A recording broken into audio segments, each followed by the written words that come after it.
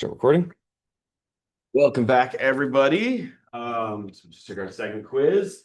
Couple things. So there was kind of good news, bad news on first quiz. I'll be posting the solutions a little bit later, so you can look at the other ones. I just want to talk about number one particularly. So everyone seemed to do really well on the limit problems.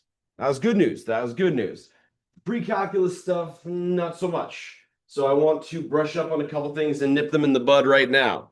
So I saw a lot of students do this for f of x plus h. They wrote 1 over x plus 3 plus h. That is not the same thing. Not the same thing.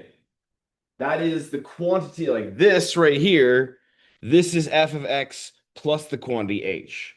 F of the quantity x plus h means you're going to replace every instance of x with an x plus h. So it should be what I have right here. 1 over the quantity x plus h plus 3. I know the absolute or the parentheses are redundant here, but it's just to be clear that that's where it's being entered into. So as an example, just to really bring it over the top of what it would be, if f of x is equal to x squared minus natural log of x divided by e to the x sine x, then f of x plus h is x plus h quantity squared minus natural log of x plus h divided by e to the x plus h times sine of x plus h. So when you enter f, like whatever's on the inside, whatever is the input of the function, that replaces all of the inputs in the expression. So please don't make that mistake again. We will be doing it a lot in the future. Well, a decent amount, maybe not like a million times, but a sizable amount. So once you've done that, then it's a matter of finding common denominator. And I promise you, every single time with the difference quotient, at least in this class, and basically every class up until about Math 400 level courses, the h's will always cancel. So that h in the denominator will cancel at some point. And that's what we need to keep working on until we finally get to that point. Okay. I'll be posting the solutions to this a little bit later today. Quiz 2, there's one or two students who need to take a makeup, but then after that, I will be posting the solutions to it. So indeed, any questions on those things before we get started? Okay. So, by the way, and just in case you are concerned about it, yes, right now the quiz, if you got a grade that you did not want on the quiz, it will make your grade look really bad right now. That's only because we have one quiz to work with. That is not representative of your grade in the class. Don't look at Canvas's grade book right now. Seriously, just realize one quiz is not going to decide. We have 13 in this class, I think, 13 quizzes. One quiz is not going to decide your grade. I've been teaching, I've had my drop quiz rule since I was a graduate student. And I can tell you definitively, one score will not decide your grade in this class. One score on a quiz, especially one score on a quiz, does not decide your grade in the class. So don't get discouraged. There's plenty of chances to make it up. So, anywho, last time we left off. Oh, yes, Alex. Actually, I can ask later. Okay. No worries. Last time we finished off with talking about the formal definition of what a vertical asymptote is. It's a requirement that at least one side of a limit at some point goes to positive or negative infinity. So the two examples I gave were these two functions, f of x and g of x, saying that x equals 1 is still a vertical asymptote, even though the right-hand limit goes to a finite number. That's okay. All we need is at least one side to go to positive or negative infinity, and then it's good. So these questions, I'm just going to omit them just in the interest of time. Omit. Just ignore them. Yeah, sure. What's up? On the one we just looked at where the horizontal line like touches the asymptote. So isn't the asymptote when there's not like anything touching that? So that's a good question. Yeah. The require so when we first talk about asymptotes, we talk about them in regards to rational functions. And rational functions, they don't exist there because of how an asymptote forms. Typically speaking, an asymptote forms by dividing by 0. And with a rational function, it's defined everywhere, like except for the places where it has asymptotes. And so it doesn't actually exist at those points. However, you can kind of break the rules a little bit when it comes to piecewise functions. Because if we try and draw vertical lines through here, it still works, right? The vertical line test is whether or not something's a function. And if you draw vertical lines, once you draw a vertical line through +1, it will still be a function because it only crosses it at most one point. All right? Yeah. Cool. So these ones are fun ones though. Find the limit of the following. The limit as x approaches 0 from the left of 17x squared plus 2 over x. So the issue right now is that we can't look at it as two pieces separately. When you get a little bit older, when you get a little bit bigger bigger in your mathematical career, you can go ahead and immediately claim that this will be negative infinity. You can go ahead and do that. However, for us, we cannot do that because we can't split it up into two pieces. Because yes, this limit will exist, but this one does not exist. So what we have to do is find a common denominator. So we'll multiply this by x over x, and we get the limit as x approaches 0 from the left of 17x cubed plus 2, all divided by x.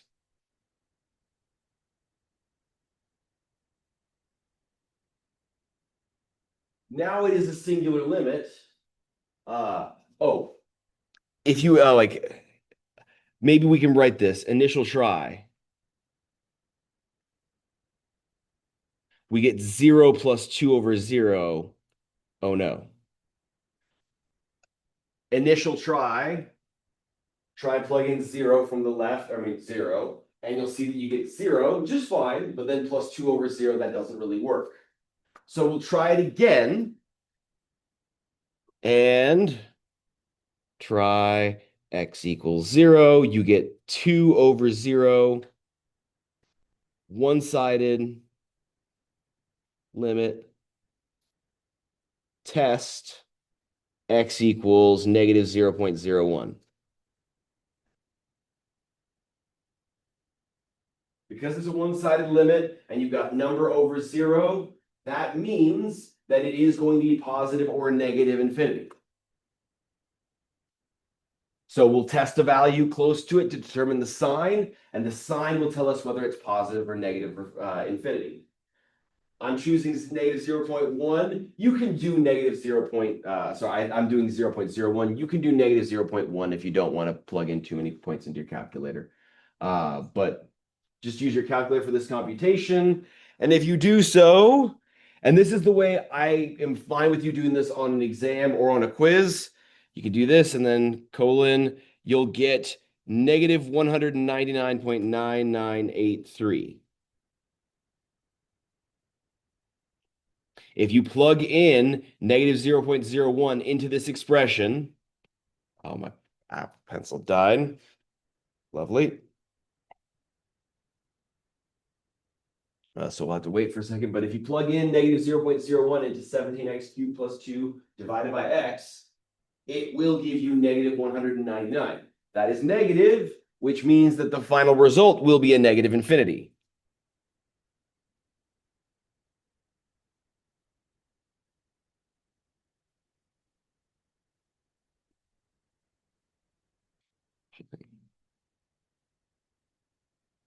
So the answer is negative infinity.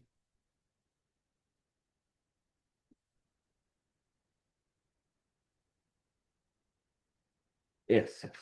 So on a test, would you prefer if, say we do all this work, would you like us to finalize the answer as the original limit, say limit of as x approaches 0 from the left as 17x squared plus 2 over x is equal to negative infinity, or our refined version of it? Either way is acceptable because they are the same thing. So that excellent question. But yeah, either one is fine. As long as it's the same thing, it's good. Yes. Sorry, so for the initial try, did you plug in like limit of zero, not like, I tried to evaluate the limit at 0. So I tried to evaluate the expression 17x squared plus 2 over x at 0. And that gave me 0 plus 2 over 0, which doesn't exist. okay. Do not apologize. Do not apologize. Don't apologize for asking a question. That's important. Similar situation here. Limit as x approaches, or t approaches 0 from the right of 2 over t squared minus 1 over t. So, similar situation, if you give an initial try t equals 0, and you will get 2 over 0 minus 1 over 0. In particular, you're going to get 2 over 0 from the right minus 1 over 0 from the right, which will approach infinity minus infinity. We'll write that down a little bit later. But that will be for the big boy pants once you start working with more complicated limits.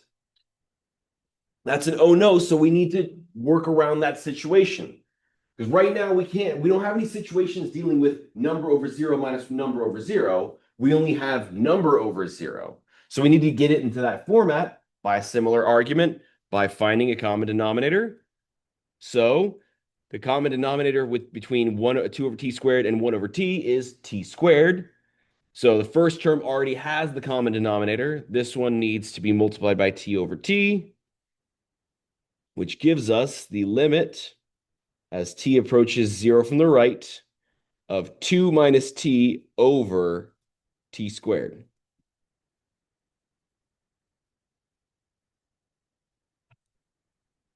At which point we will try t equals 0 again, and we'll get 2 over 0. So test, because it's a one-sided limit, we know it's going to go to positive infinity or negative infinity. So we'll test t equals 0.01. And if you do that, you should get positive 190.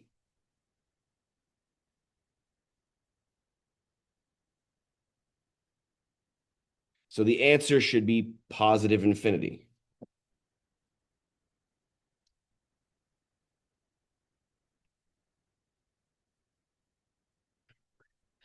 The reason, and the thing with this one, with the first one, I can use my analytical approach to figure out what the limit should be, and I'll show you what that argument would be in just a moment once you finish writing it down and have any questions.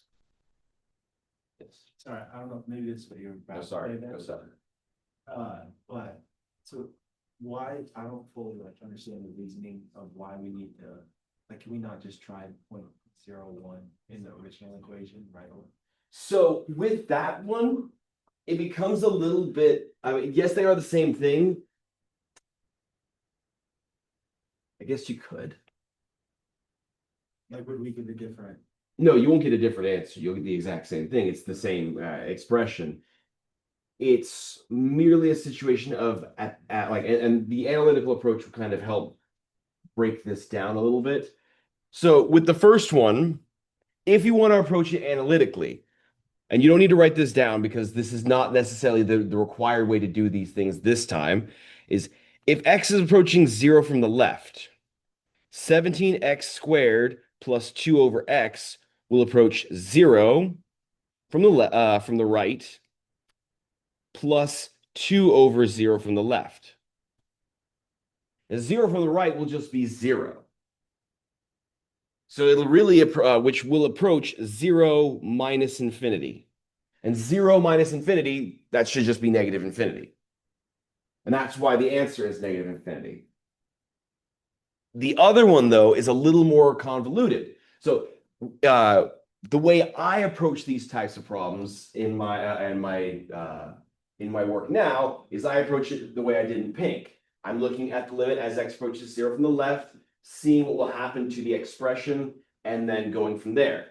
However, with this next one, if you try that same argument, if t approaches 0 from the right, you're going to have that 2 over t squared minus 1 over t will approach 2 over 0 from the right minus 1 over 0 from the right. which will approach infinity minus infinity, and that's indeterminate.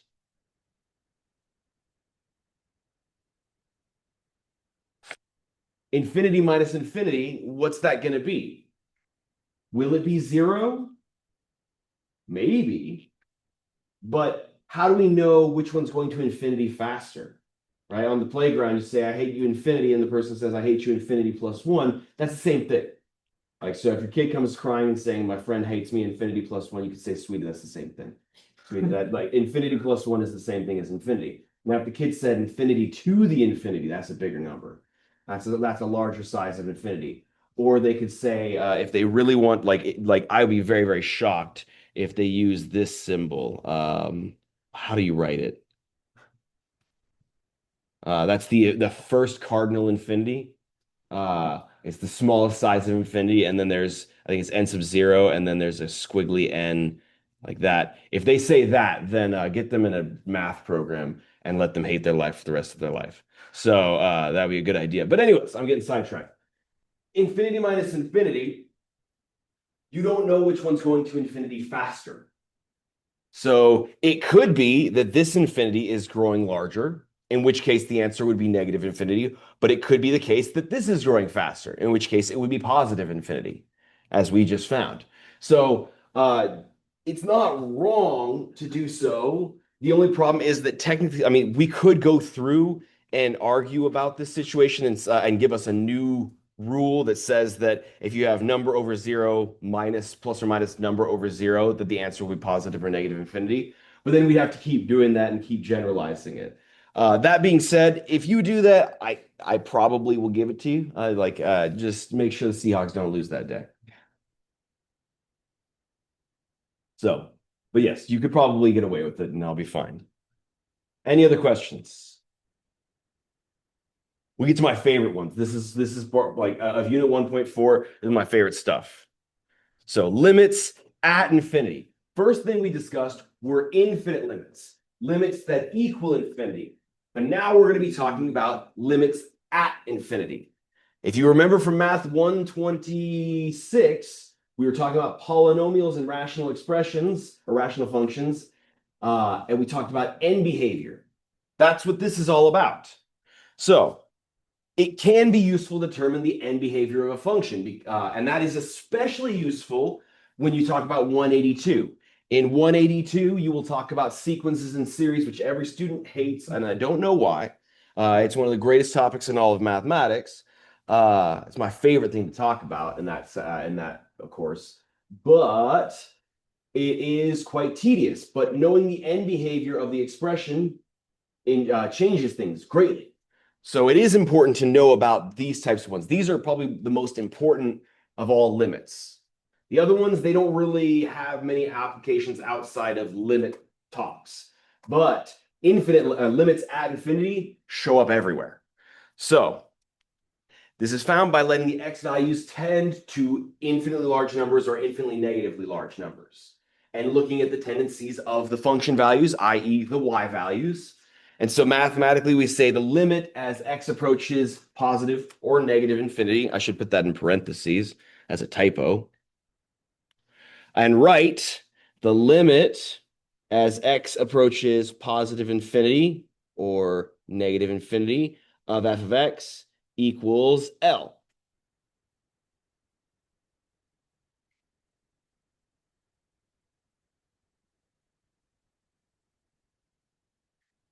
Positive infinity, or like that's a really, can you guys tell that's an or? If I zoom in enough, you could see that there is a hole in that O. All right.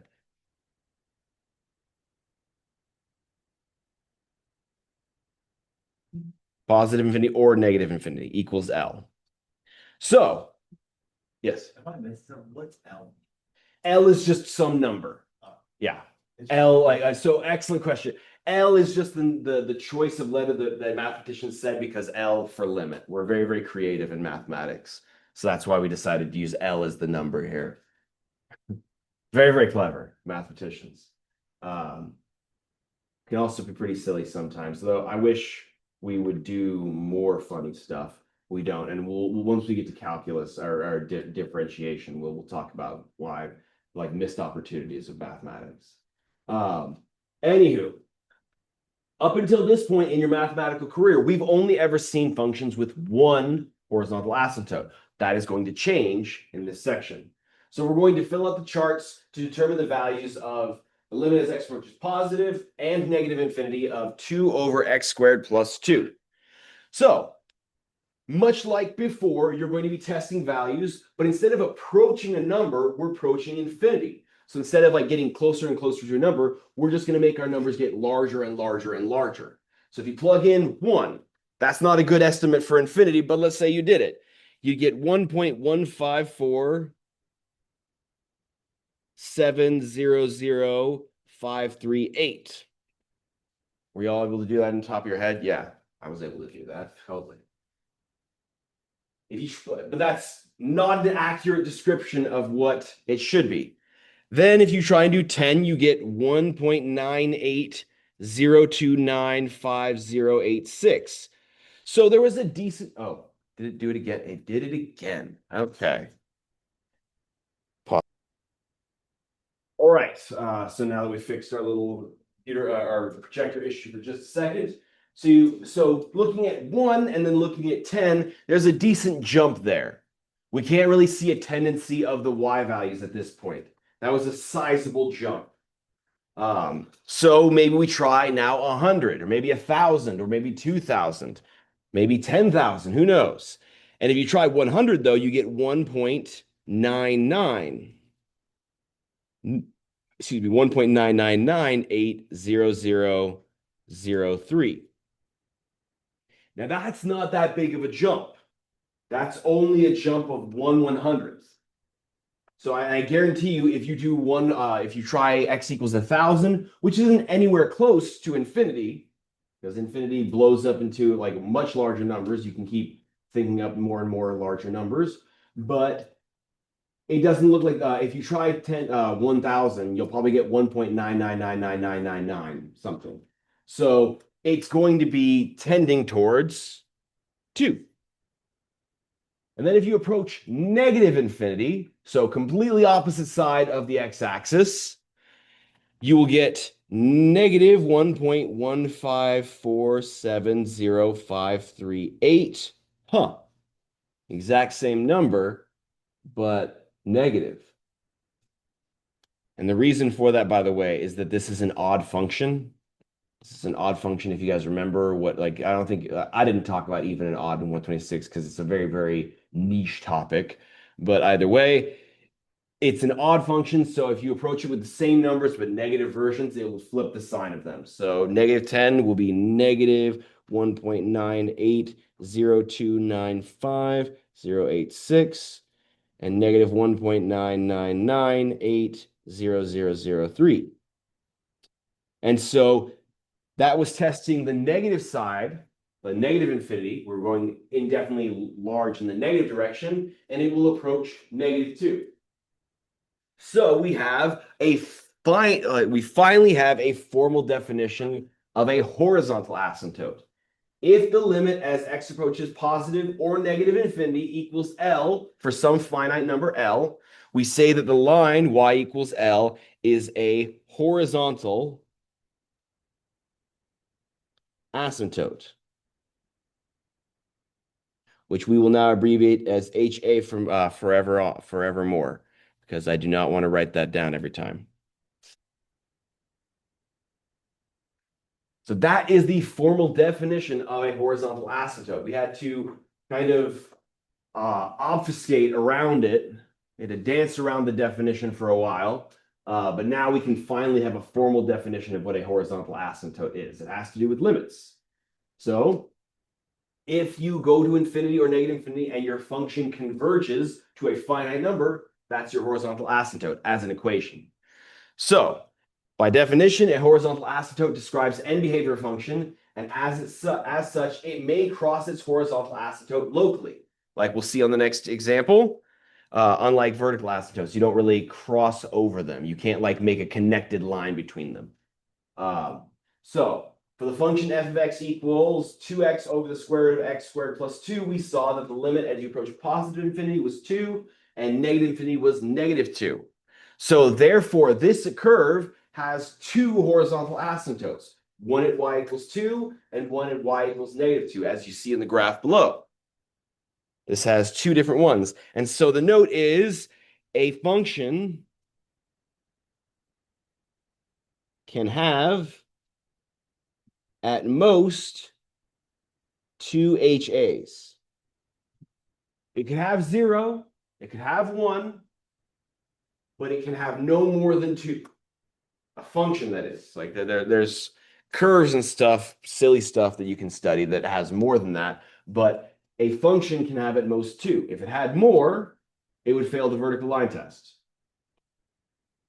Yeah, just going back to what we just were, Mhm. are we just assuming because like the bigger the number, closer it gets to a whole number, we're just assuming negative positive equals the whole number that it's like leading up to? Yes, because it's tending towards it. If it had been like, so as an aside, if it had been going to like -1 point, like let's say right here it was -1.75 0038, and then it was -1.7 5000079 or something like that, we would assume that it approaches -1.75. Okay, that's what, I didn't know if it had. No, it doesn't have to be a whole number. Most of the time it will be. Well, not most of the time it will be a nice number. And just like before, this is numerical guessing. It's not sufficient to determine the limit. We will learn ways to actually do that in just a moment.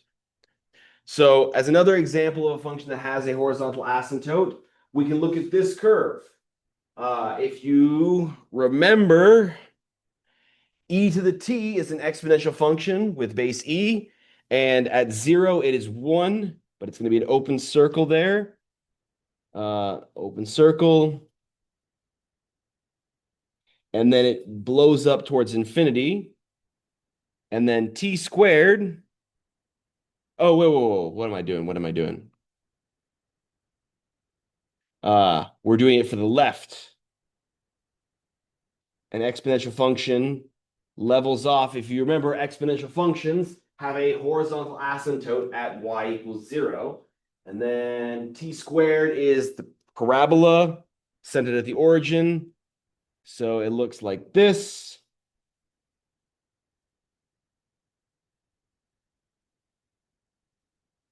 Oh, I changed this. That's right.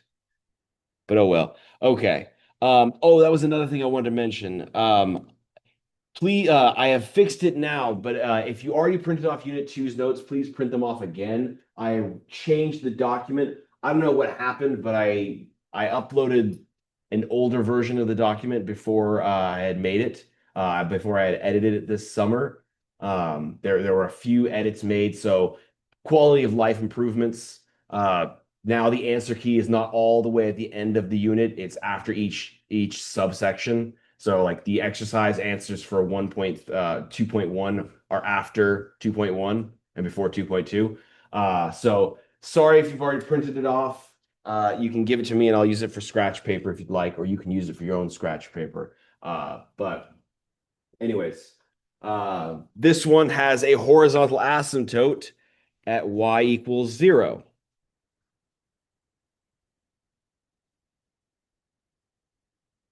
H.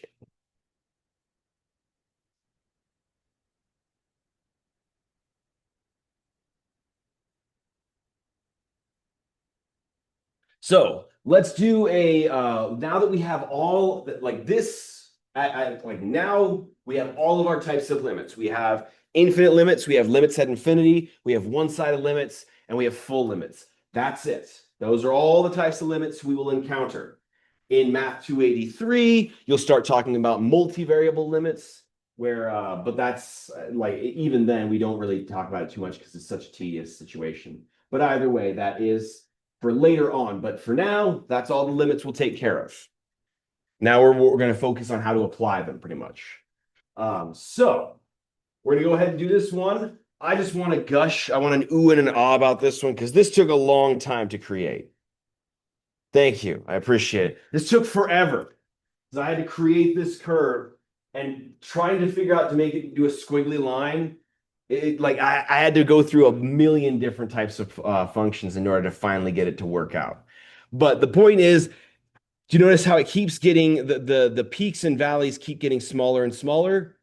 So it keeps oscillating around y equals -1. So what I want you to do is draw a little dashed line right here.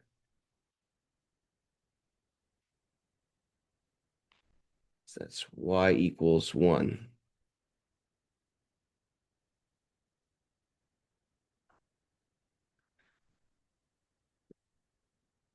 And then we can also draw another asymptote, horizontal, right there at y equals 2.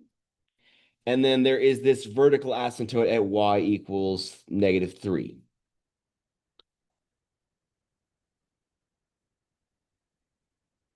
That's us analyzing just the graph portion of it. Now we're going to actually find the limits. And I will try to make sure that on any quiz and or exam that has asymptotes, I will try to make sure that I remember to draw the asymptotes at least at the very, very end so you know what's happening. But if I forget, it's always okay to ask me for clarification on the graphs, the graph in question. Yes. Okay, is it always just supposed to be whites? Maybe they're like all. Oh. It should be X. It should be X. What am I doing? What am I doing? It's testing you guys on your 126 material. That's right. Should be X. Thank you. Okay.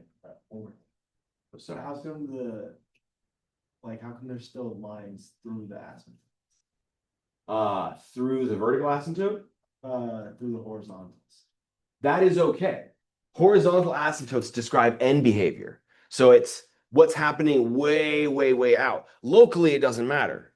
As you can see with this one, it's totally fine for your curve to go back and forth over an asymptote. In fact, this one does it infinitely many times.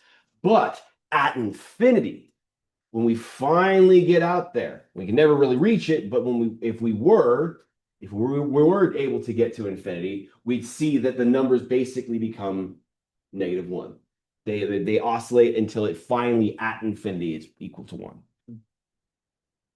So the limit as x approaches positive infinity. It's color code. No, okay, good. It's about to lose my fecal matter.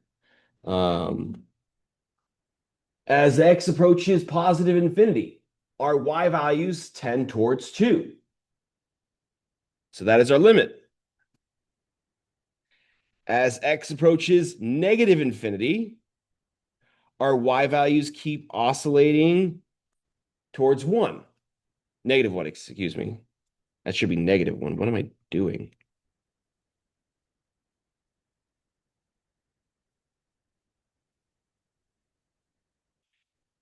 They oscillate towards that. The limit as x approaches 1, this is a review. Oh, Marcus, you had a question. Here. Okay, cool.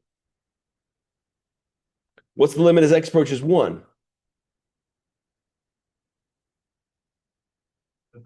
Does not exist. The one-sided limits exist. The left-sided limit goes to 1. The right-sided limit goes to 3. Since they do not agree, the full limit does not exist.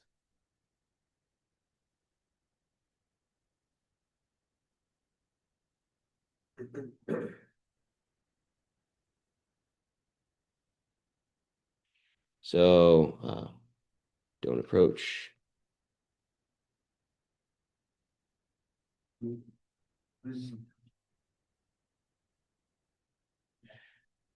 They don't approach the same value, so the full limit doesn't exist. -3. What's the question? Oh, we're talking. Okay, the next one. -3 from the left. That's on the left-hand side. And we see with that one, the answer should be infinity. The y values keep going up and up and up and increasing indefinitely. As we approach 3 from the left-hand side, they keep going up and up and up. Yeah, if it was pointing downwards, it would be negative infinity. And last but not least, the limit as x approaches -3 from the right your y values are approaching -1. So it says asymptotes, not horizontal asymptotes, not vertical asymptotes. So it means all of them. So there's 2 horizontal, 1 vertical. The HAs, y equals -1 and 2. And the VAs, x equals -3.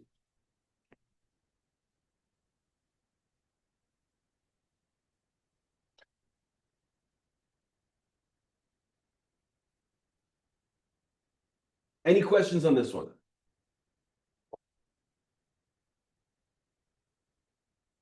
Right? Yes.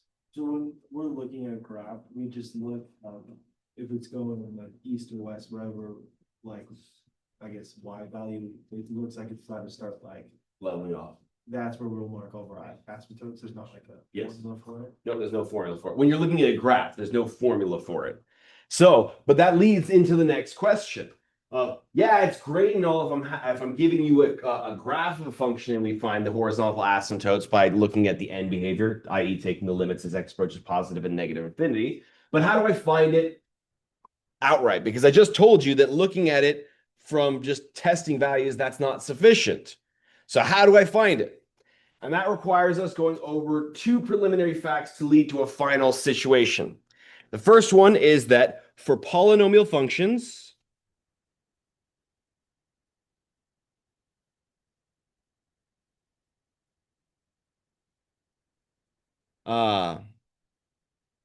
they will follow the end behavior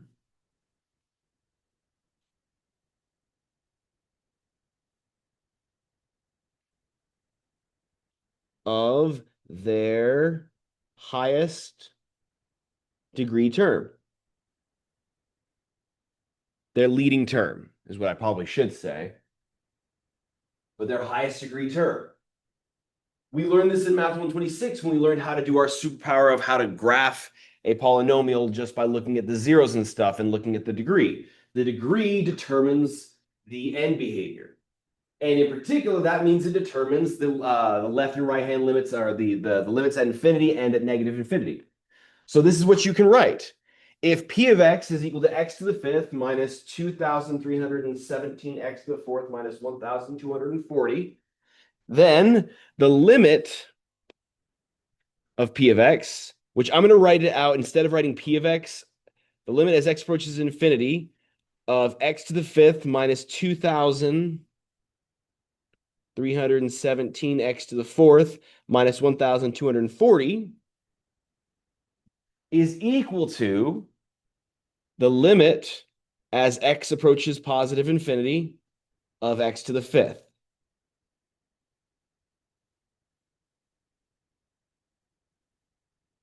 You can immediately just ignore the other stuff because at infinity, x to the 5th is so much larger than 2,317 x to the 4th. I deliberately chose very, very large coefficients to drive the point home that this is much, much smaller than x to the 5th in the grand scheme of things.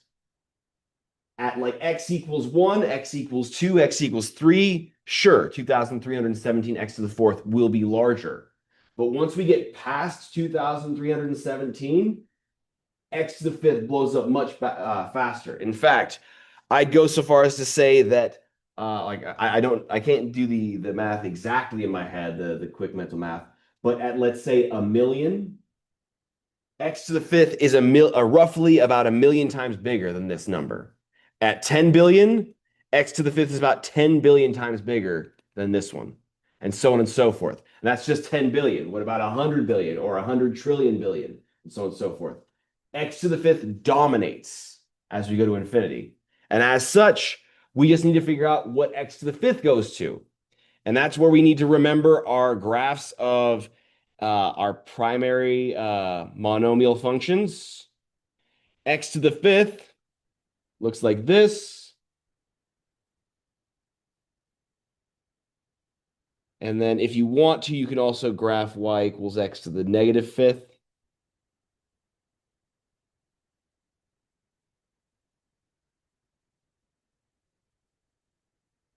So as x approaches positive infinity, what does y equals x to the fifth go to? As x goes to positive infinity, as our x values get larger and larger, our y values get indefinitely larger as well.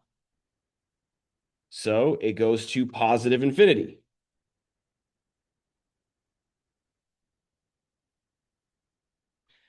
Whereas the limit as x approaches negative infinity of p of x. So this time I'm just going to write it out. I wanted to be very, very clear on the first example, but now just to save on time, the limit as x approaches negative infinity of p of x. That's just equal to the limit as x approaches negative infinity of x to the fifth, which if you look at the graph of positive x to the fifth, the blue curve, as our x values get indefinitely large in the negative direction, the tendencies of our y values keep decreasing indefinitely. They keep getting more and more negative. So the limit as x approaches negative infinity of x to the fifth is negative infinity.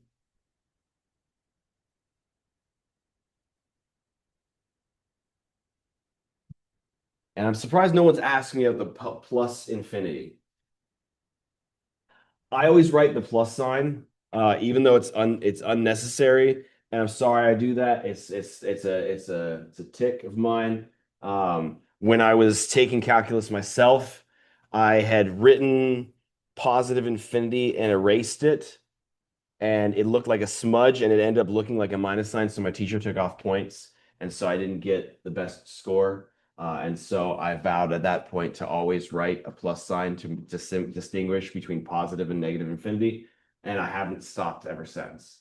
So that's why I do it, just to make sure we know I'm talking about positive infinity, so that if you have an eraser smudge, it makes sure it looks right. But you can just write infinity. Just write infinity. Anyways, any questions on this preliminary fact number one? This is something that's mostly review, but now it's formalized in calculus. Yes. Is there any good method to just remember the n limits of the x to the fifth? If you So- don't know how it wraps? Excellent question. So this is something show this. So draw these two graphs for polynomials.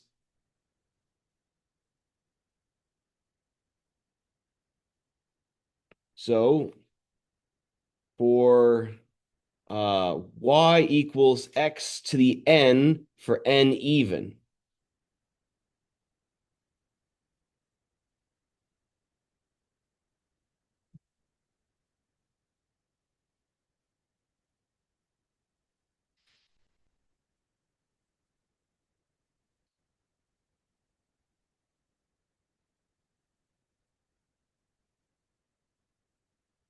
Should be back then.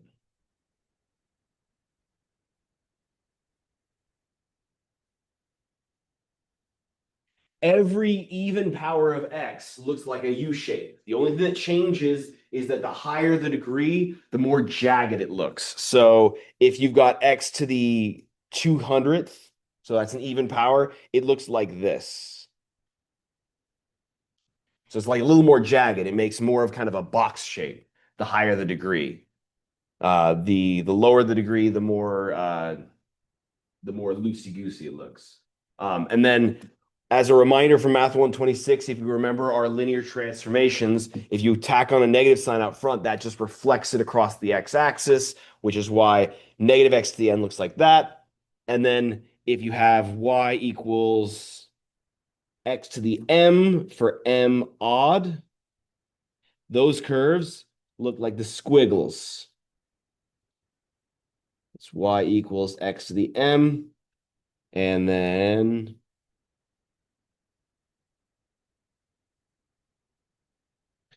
that is y equals negative x to the m.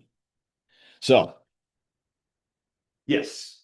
So the thing is, the way to memorize this very, very quickly is just to remember the graph of y equals x squared and x cubed, and then know that all the evens look like x squared and all the odds look like x cubed, which are those two graphs. Thank you. Thank you for bringing that up. I'm glad we actually add that to the note in case you forgot your powers. Additionally, you can also just think about it like the intuition, by the way, is negative infinity to the negative to the fifth power, that's just negative infinity times negative infinity times negative infinity times negative infinity times negative infinity. It's 5 negatives, results in a net negative. Whereas if it was x to the fourth, that'd be 4 negative infinities, 4 net negatives results in a net positive. So that's another way to think about it. Preliminary, oh yes, JT. Well, if we're looking at that problem, Mhm. we just look for whatever one has the highest power. If it's like the other thing, we just know that's what we're gonna base our graph on. Yeah. And so the next fact is that the preliminary fact number 2, limit as x approaches positive or negative infinity of a number over x to the a equals 0, provided it exists and a is greater than 0.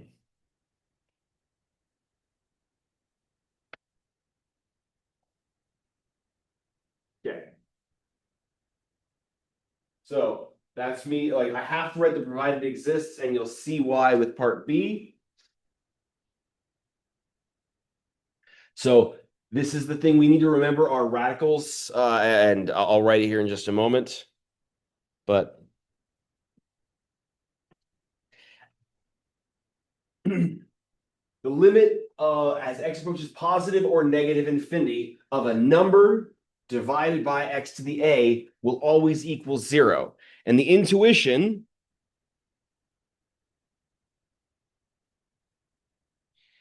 is that we have a number over infinity, and that will approach 0. If you take a finite number like 5 and you divide it by 100, you get 0.05. Divided by 1,000, you get 0.005. If you do it 10,000, 0.0005, and so on and so forth. It's getting smaller and smaller and smaller, the larger and larger the denominator. So we're taking a finite number and dividing it, quote unquote, by infinity. That's why I've put this in quotation marks to say, like, I can't actually say number divided by infinity because that's not actually mathematically a number, right? You can't divide by infinity. That's ridiculous. So I have to put the quotation marks on there. Otherwise, I start to like the Wicked Witch of the West. She starts to melt. She touches water. That's me touching water. I can't write number over infinity without putting the quotation marks on it. Taking a finite number, dividing it by infinity, that will approach 0. So we'll talk about this provided it exists and a being greater than 0 in just a moment. So this one right here, the limit as x approaches positive infinity of 3 over x to the 8th. We don't need to show any work. That's just going to be 0. Because the intuition would be we'd have 3 divided by infinity to the 8th, which is just infinity, right? So if your son says infinity, I hate you, infinity squared, like that, you can just let that bounce off you and say, I don't care, that's just infinity. And infinity is just not really that big of a deal. If it's saying, I hate you and I'm uncountably infinite, that's when you can be really hurt. There are different sizes of infinity if you're curious. That's one thing that some mathematicians study.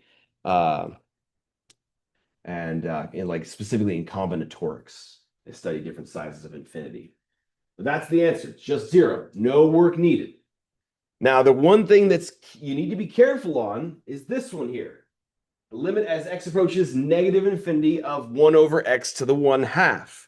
What do we know about x to the 1/2? Do we remember our little trick about converting between rational or between exponential and radical format? Do you remember it? If you don't, reminder. The nth root of x to the m is equal to x to the m divided by n. Power above, roots below. That's the mnemonic device to memorize this little trick. You can convert between radical form and exponential form by taking the radical and making it into a fraction. And the power goes above, the root goes below, right? The power is above us and roots grow beneath us. So the power goes in the top, root goes in the bottom. So that's a little nifty trick. So if we rewrite this in radical form, we see that this is the limit as x approaches negative infinity of 1 over the square root of x, which does not exist.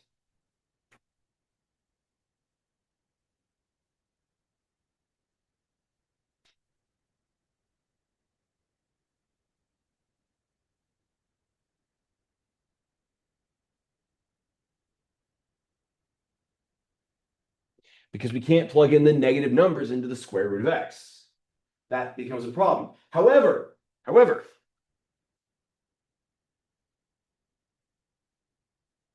the limit as x approaches positive infinity of 1 over x to the 1/2 does equal 0.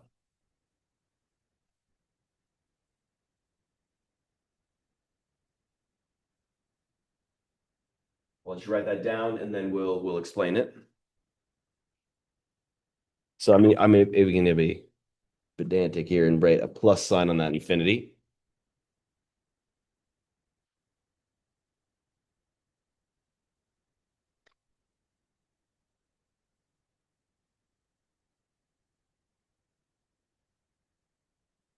The limit as we approach positive infinity, that does exist because we can plug in positive numbers into a radical. That's fine.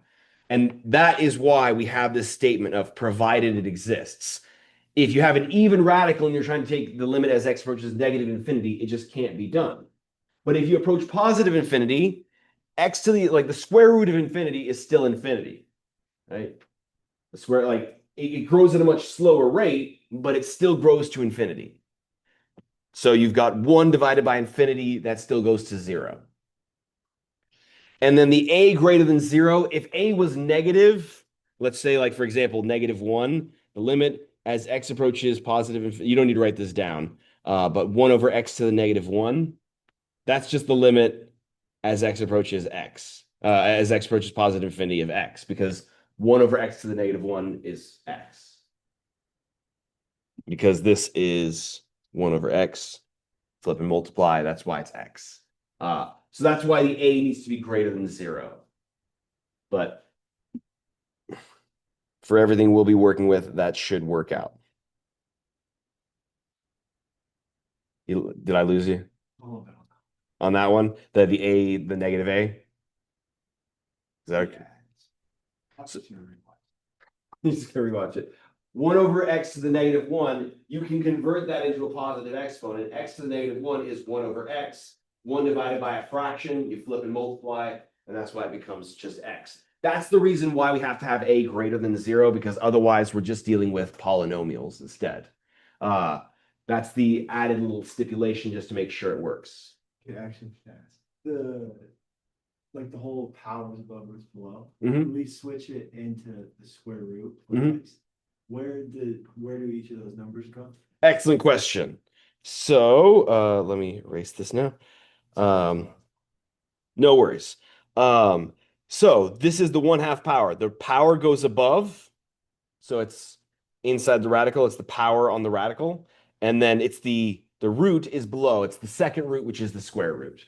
And so because mathematicians are lazy, with the second root, we just write it without the index number. Okay. All right. And now that we have those two preliminary facts, we are now ready to be able to compute any infinite limit that we usually see. Let f be a polynomial of degree n and g be a polynomial of degree m. This is the useful theorem that we're going to be using a lot. That is, f of x is a sub n x to the n plus a sub n minus 1 x to the n minus 1 plus all the way down to a sub 0. And g of x, because it's degree m, it'll be b sub m x to the n plus b sub m minus 1 x to the n minus 1 all the way down to b sub 0. Then the limit as x approaches positive or negative infinity is equal to the limit as x approaches positive or negative infinity of a sub n x to the n plus dot dot dot dot dot plus a sub 0 divided by b sub m x to the m plus dot dot dot dot dot plus b sub 0. Let's you write that down. That's just me rewriting them as what they are as polynomials. I know it looks intimidating because it's all this arbitrary subscripts and superscripts, but that's how we define a general polynomial for any n value, for any m value. So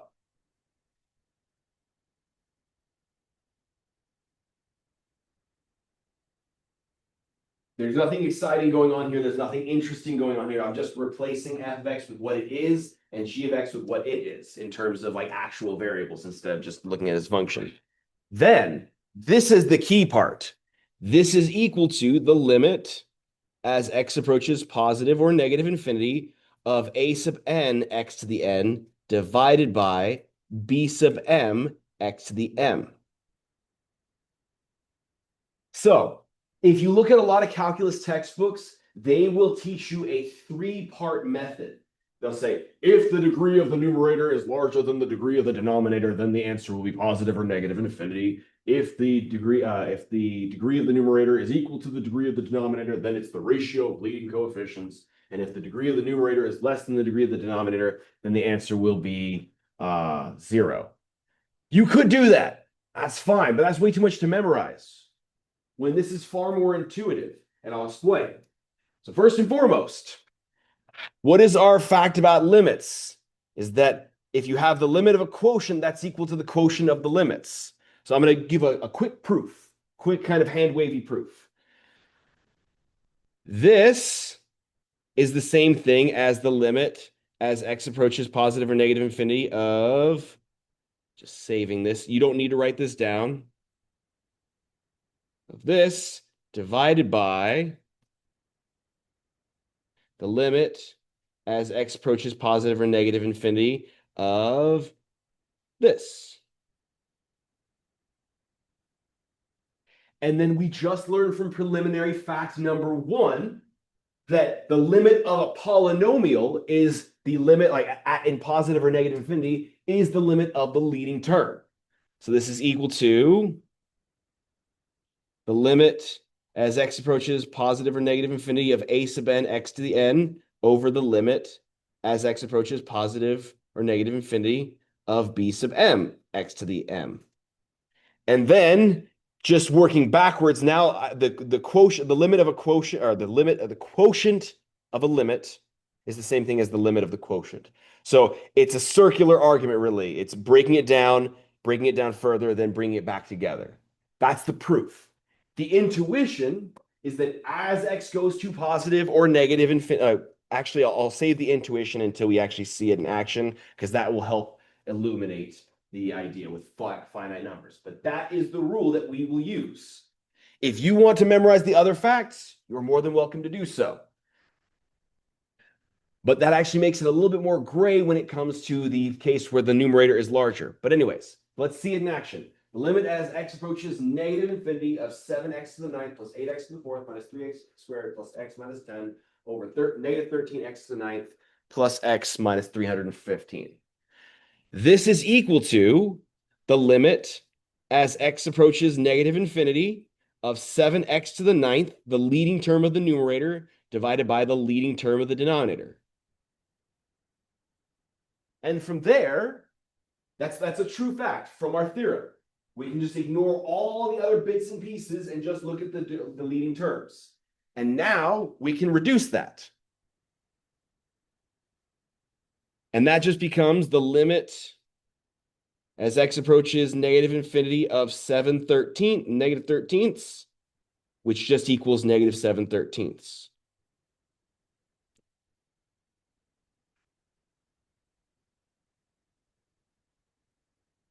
We're going to talk about this one a lot for a second. That's an oxymoron. How can I talk about it a lot for a second? That makes no sense. So we're just going to ignore that I said a ridiculous thing and move on. So first and foremost, why do I do this? Well, the fact of the matter is if you do try to quote unquote plug in negative infinity, you would get negative infinity. You don't need to write this down. You would get negative infinity over negative infinity. But that's that is an indeterminate value. Because which one's growing faster? Are they growing at the same rate? Is the numerator growing larger? Is the denominator growing larger? There's no way to tell unless we do some analysis, unless we do some algebra. So that's the reason why we have to do this, because trying to just plug in the numbers, you get infinity over infinity, or negative infinity over negative infinity, or one of the other ones, positive infinity over negative infinity, and so on and so forth. So the intuition here is that as x becomes infinitely large, in the numerator, nothing matters except for that 7x to the ninth. I guarantee you, if you plug in 10, 7x to the ninth will be 10 to the fifth, 10, 100, 1,000, 10,000, a million times bigger.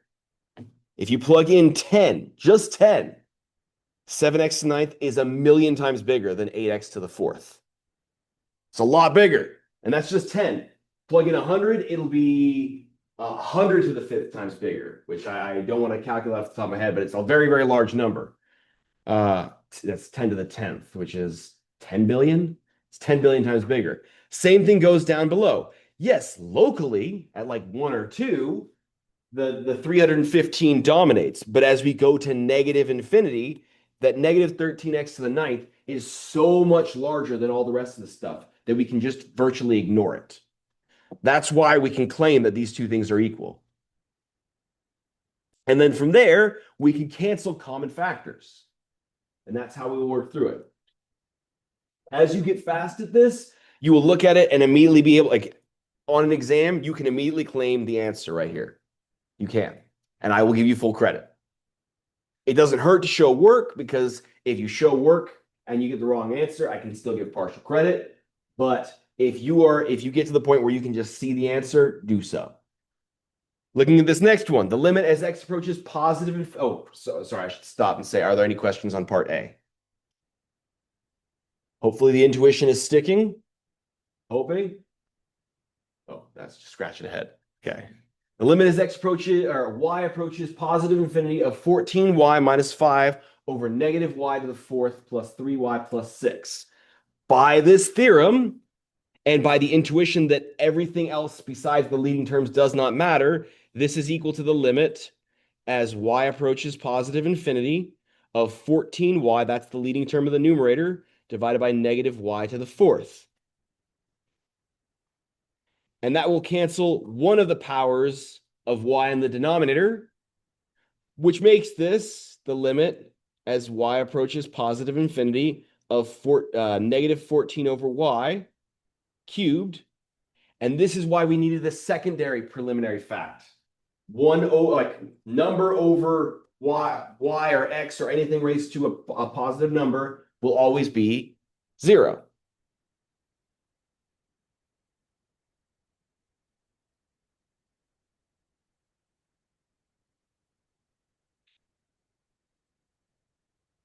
I like this method far more. I feel like it makes a lot more sense and makes sure that you don't have to memorize another thing. Instead of memorizing 3 things, you can memorize 1 thing. And furthermore, this actually works in other situations, which we'll see on the 2 pages. 2 pages. Okay? Any questions on that? Yes. So it would have been 0 if it was y, like the fourth power doesn't matter. Yeah. As long as it moves. Yes, as long as it's number over that y to the power.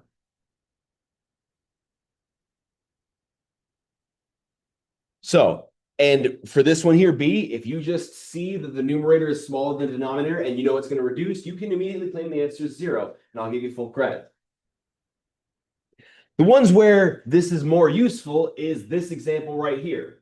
2x to the 6th minus 5, or sorry, 2z to the 6th minus 5z cubed plus 9 over 9z to the 4th plus 2.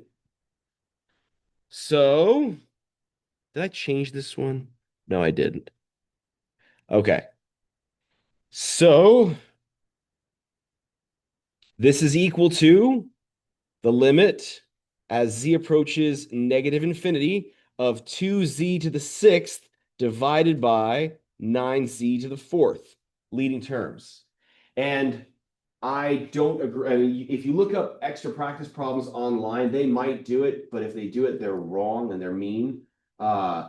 I always write my polynomials in ascending or descending order. So you don't need to look for the middle term to find something, to find what the degree is. It'll either be the first term or the last term, because that's how we all write polynomials. I don't know who decided that would be a fun thing to do. It's a dumb thing. Anyways, this time, all the z's in the denominator cancel, and we're left with 2 up top. So this is equal to the limit as z approaches negative infinity of 2/9 z squared. Will that go to positive or negative infinity? Or will that go to 0 or go to 2/9? Think about the intuition. If you could plug in negative infinity, what would you get? Negative infinity squared, so positive infinity. You can also think back to this example right here. What happens with x squared? As x approaches negative infinity, it goes up forever. As x approaches positive infinity, it goes up forever. And I'll write the intuitive idea. So this is going to equal positive infinity. So intuition, 2/9 times quote unquote infinity squared. Negative infinity squared is 2/9 times infinity, which is infinity. 2/9 of infinity is still infinity.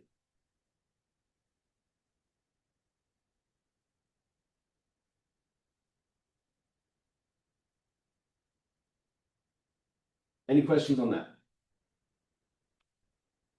If that had been z cubed, the answer would be different. It would be negative infinity. So if this was, so just as an aside, so once you finish writing that, I'm going to change the problem slightly for a moment just to see a strange situation. If this had been the 7th power, then this would become the 3rd power. And the limit as z approaches negative infinity of 2/9 z cubed, that would go down indefinitely forever because it would be negative infinity cubed, which becomes negative infinity because 3 net negatives. 3 negatives results in a net negative. Does anybody need me to say that again? Way good. It's okay if you do. All right, last one. And this one, I'm going to immediately claim the answer. Take a second to look at it. What do you think the answer should be? Don't say it out loud yet. Get everyone a chance to do it. What's the answer? Here's 0. Because the numerator and the denominator, like the numerator is smaller. If you want to show the formal work, this would be equal to the limit as x approaches positive infinity of 7x to the 19th divided by negative 3x to the 100th. And then 19 of the x's would cancel from the numerator and be left with 81. X is in the denominator. That would equal the limit as x approaches positive infinity of 7 over negative 3x to the 81, which would be 0. Because, yes, it's approaching negative infinity then, or yeah, it's negative 3 times infinity to the 81th. So that's still positive infinity times the negative 3, which is negative infinity. But even if you take a finite number and you divide it by negative infinity, it will still approach 0, right? 5 divided by negative 100 is negative 0.05. 5 divided by negative 1000 is negative 0.005, and so on and so forth. It still gets smaller and smaller and smaller until it gets to 0. Now, this is a fun one for tonight. Highly recommend. Since today is our last day of lecture, so you guys are going on to your weekend for our class. Go hang out with your bros and your bras tonight and do that problem together. It's a great bonding experience. I did this problem with my friends the other night. It was a fun time. I don't have friends, so no. The answer is right there. It's 16/3 if you'd like to check your work. It's a fun one. My recommendation is don't FOIL it out. Instead, think about what 2x minus 3 to the 4th would be, what its leading term would be. But you could FOIL it out if you really wanted to. In the interest of time, I'm going to omit these ones. Oh, well, do we have time? Omit. The answer, actually, you can do this on your own time. You need to check, we'll do A. The limit, if we're trying to find horizontal asymptotes, we need to look at the left-hand side of the negative infinity limit and the positive infinity limit. The limit as x approaches positive infinity of f of x would equal the limit as x approaches positive infinity of x squared over x to the fourth. All two of the x's up top would cancel. You get the limit as x approaches positive infinity of 1 over x squared, which will equal 0.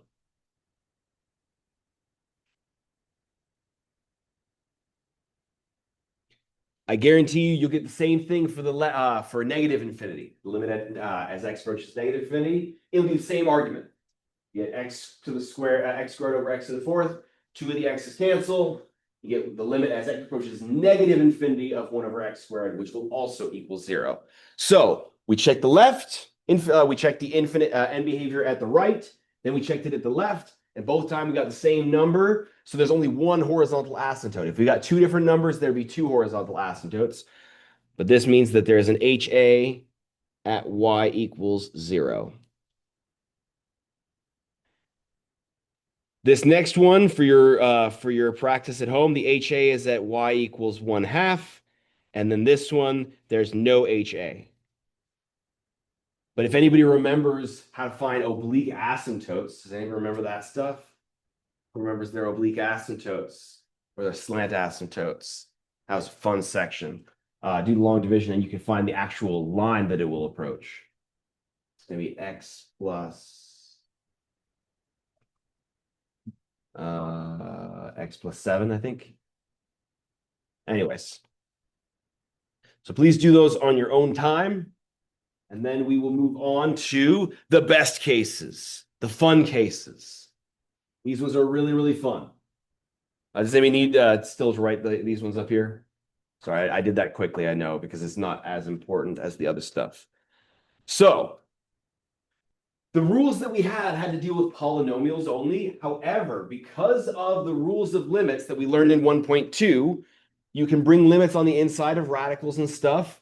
So as it stands, we can use that method for other terms, not just polynomials, but also for radicals of polynomials. But that being said, we do have to worry about one key fact, which is that the square root of x squared is equal to the absolute value of x. And in fact, the nth root of x to the n for n even is equal to the absolute value of x.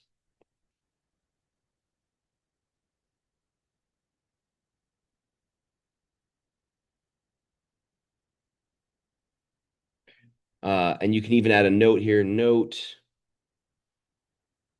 the odd root of x to the odd is just equal to x.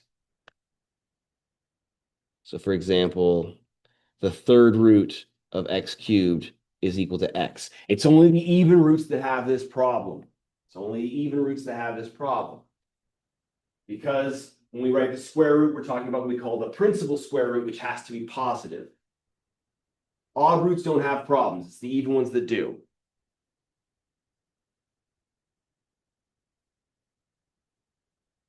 So, thus,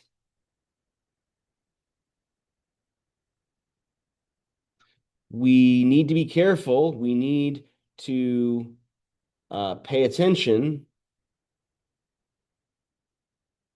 to whether x is to whether, not where, to whether x approaches positive infinity or x approaches negative infinity. It matters now, as we'll see in this first example.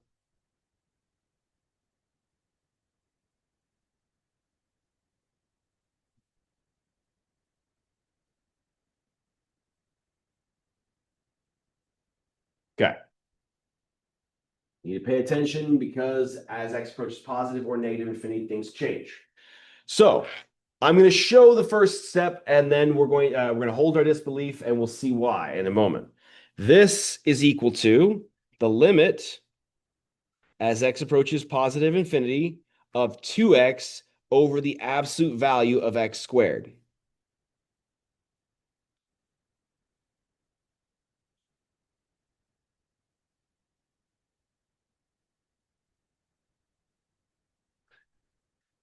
Intuition would be that the 2 doesn't matter, right?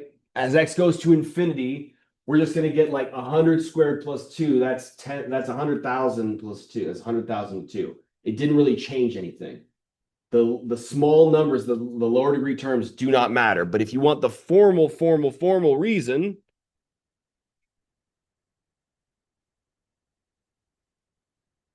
it's the composition rule from Unit 2.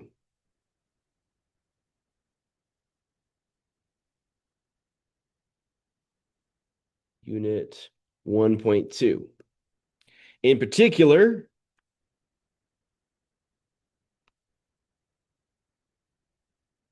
what that limit said, that rule about composition said that as long as the curve is relatively nice, which basically everything we work with here is, you can bring the limit on the inside of things. So we can bring it inside the radical. And so here's the formal proof.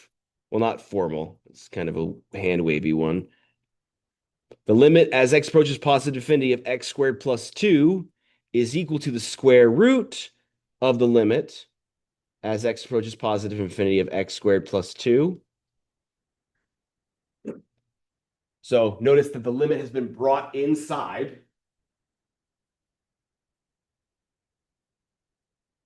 Okay, we're going to have to start 1.5 on Monday, which is okay. We'll be okay. We'll be okay. And so that will then equal the limit, the square root of the limit as x approaches positive infinity of x squared. And then we're going to go backwards. We're going to bring the limit back on the outside to show that the reason why it works. X approaches positive infinity of the square root of x squared. We can bring, because the limit of a polynomial at infinity is just the leading terms and behavior, that's why I can drop the 2. And then I'm just using the composition rule in reverse to bring the square root back onto the inside. So that is the argument for it. As long as we're okay accepting that fact, I like that. But if you'd like more definite reasoning, I'm happy to show it. And so now, with that in mind, this is now the limit as x approaches positive infinity of 2x over the absolute value of x.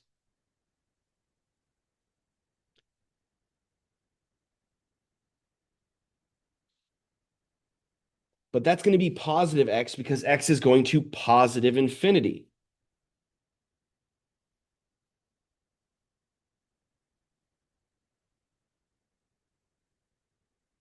Because x is going to be going to positive infinity, that absolute value symbol is redundant. It doesn't need to be there. This is what we were talking about with absolute values last time. So this is just going to equal the limit as x approaches positive infinity of 2x over x, which will just be 2.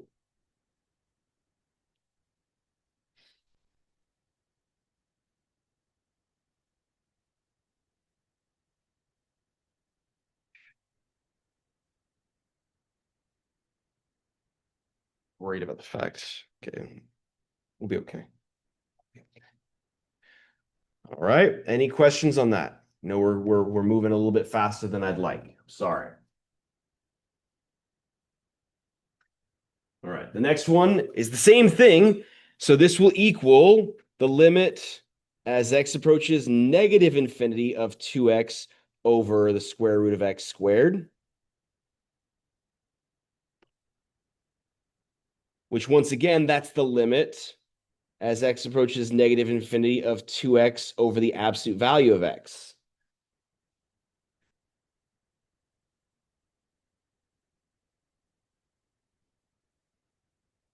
And that rule right there, the square root of x squared is the absolute value of x. That's true fact. And if you want to see the proof of why that's true, please feel free to talk to me. I'm happy to show you before or after class or in my office hours or whatever. Now, this time, absolute value of x will equal negative x because x is approaching negative infinity. Since x is approaching negative infinity, it's got all these negative numbers. And so in order to counteract that, in order to evaluate the absolute value, we tack on an extra minus sign to counteract the fact that the inside would be negative. The absolute value of x, if x is negative, will just be negative x. So if you plug in -5 here, it's -5, which is +5, so on and so forth. So this is equal to the limit as x approaches negative infinity of 2x over negative x, which will equal -2. Wasn't that fun? Wasn't that cool? We could still work with it even though we're dealing with radicals. Man, Phil, that was radical, dude. Yeah. So, even though you square it, before you put it inside the absolute value, it's still the negative infinity? It's still negative infinity, yeah. Because that was the limit in question. The limit was going to negative infinity, so that doesn't change. Yeah. So,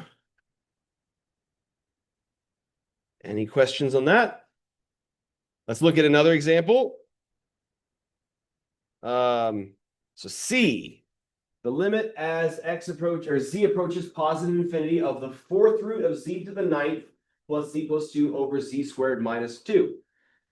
By that property, this is equal to the limit as z approaches positive infinity of the 4th root of z to the 9th divided by z squared. None of the other stuff matters. The z plus 2 in the numerator inside the radical does not matter. But now we need to be able to work with this one. And that's a little bit weird because we're dealing with a radical and an exponent. But we can convert it to exponential form. This is the limit as z approaches positive infinity of z to the 9/4 divided by z squared.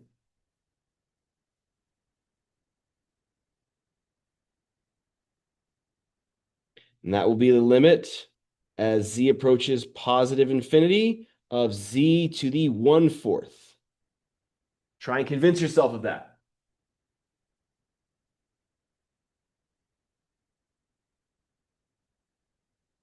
Take a second. Why would it be z to the 1/4? 2 equals 8/4. Yes.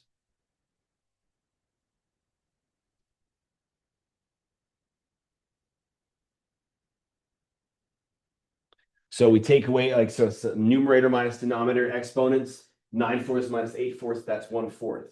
And so this grows very, very, very slowly, but as z goes to infinity, this will go to positive infinity. Okay. I spent a little more time than I wanted to on unit 1.4, but that's okay. We'll start 1.5 next week. And we'll finish it that day. So we're quote unquote behind schedule, but not by much. We have it on example. I will let you know. I'm gonna look into how much I need to go over and then I'll decide. Okay. That should do it for today. If you guys have any questions, please feel free to email me. Otherwise, start reviewing now. If you can, this weekend. Maybe bust it out at your next hangout session. If you guys are doing D&D or something, maybe take a small break from that. Or maybe play some Dota or some League of Legends. I don't know if anybody does that, but don't do it. It's a bad idea to play League of Legends. It'll make you an angry person. But anyways, have a great rest of your day. Remember, social media is a poison and you should not do it. It's not good for us. Spend time with the people around you. Have a great weekend. I'll see you on Monday.